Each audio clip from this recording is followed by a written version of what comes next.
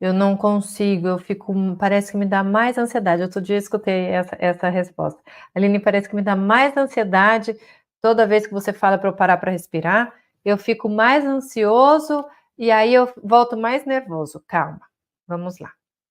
Estamos falando de uma pessoa que vive, muito provavelmente, muito tempo no piloto automático, muito tempo ou já sofrendo com ansiedade generalizada, ou uma pessoa que sofre com a síndrome dos pensamentos acelerados.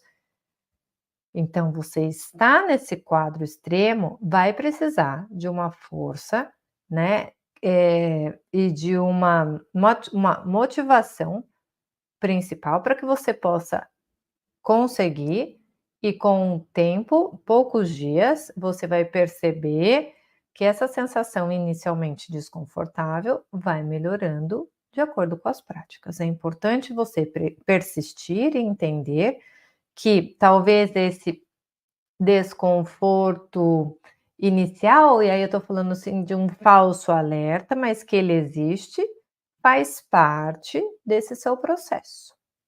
Ok? Comece ajustando sua postura, comece prestando atenção ao ambiente e depois você vai trazendo para os seus exercícios de respiração e o momento presente. Outro livro que eu já falei aqui para vocês, Inteligência Emocional, de Daniel Goleman.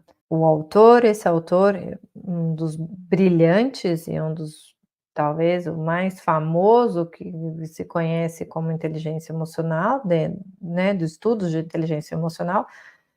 Dentro desse livro, ele traz muita insights, muito conhecimento de como você pode gerenciar a sua ansiedade, né? Aqui também.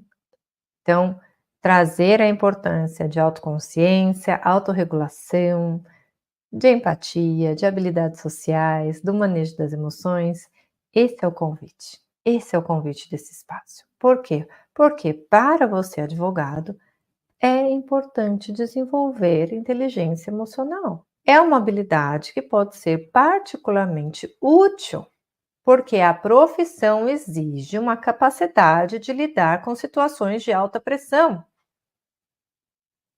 e manter calma em outras circunstâncias. Se você quer continuar exercendo a sua advocacia, continuar advogado, você vai precisar desenvolver essas habilidades. A inteligência emocional, a atenção ao momento presente, o que eu trago aqui para vocês é para te ajudar a reconhecer, a controlar as suas próprias emoções, entender como as suas emoções podem influenciar as outras pessoas. Pontos importantes do trabalho que eu trouxe para vocês aqui. Cadê ele?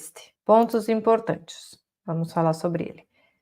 Esse trabalho é muito interessante, porque eles olharam através de ressonância magnética, um estudo bem bacana que trouxeram aqui, e eu queria falar de um ponto importante. Eles trouxeram um componente, como se fosse um valor, vamos dizer assim, tá? Um valor, chama negatividade relacionada. Então, esse componente de potencial evocado da negatividade relacionada ao erro, ele ocorre 50 milissegundos após uma resposta errada.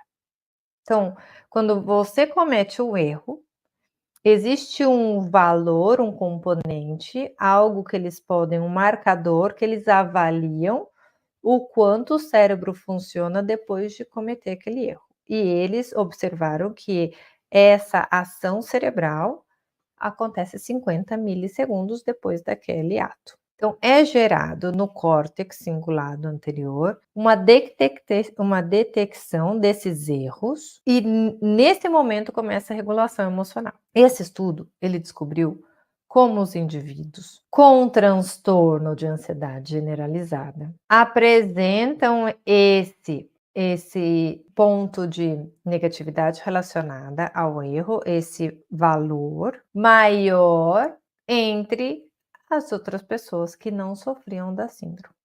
Então, hoje a neurociência ela traz essa capacidade de mostrar para a gente que as ações, o sofrimento psicológico de um ser humano, eles estão associados obviamente, com as questões emocionais e fisiológicos do cérebro. E agora é muito interessante que se começa a fazer conexões de todos esses temas.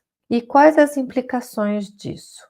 Que esse estudo, em especial esse, ele sugere que os indivíduos com a síndrome de ansiedade generalizada, eles têm respostas neurais exageradas. Então, quando eu falei da hipervigilância, falhas, medo de cometer ou remoendo falhas passadas, significa que a estrutura cerebral desse indivíduo que sofre com a síndrome da ansiedade generalizada, ele funciona muito mais do que outros que não têm, que estão com estado saudável. Então, você já parou para pensar o quanto a ansiedade tem afetado a sua vida diária? Independente de que você tenha síndrome ou não, você já parou para pensar como você lida com esses pensamentos acelerados e com essas preocupações constantes? Porque se você ainda não parou para refletir, não tem como nem você procurar ajuda para suas questões,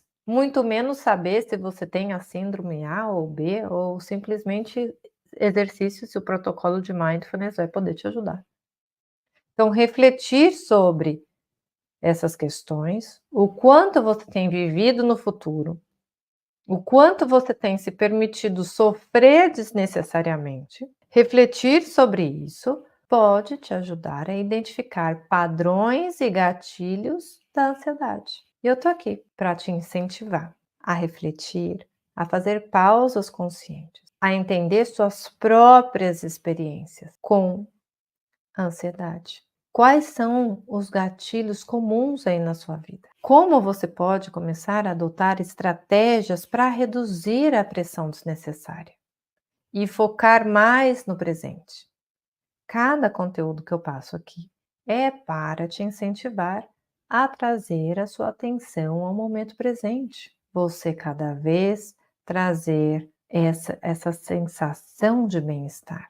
É possível acontecer, desde que você faça a prática constante. Práticas regulares de mindfulness, entrar em comunidades como essa, acompanhar conteúdos como esse, vão te trazer insights, conhecimentos, teoria de como você pode começar a trabalhar esses pensamentos futuros que têm atrapalhado a sua vida.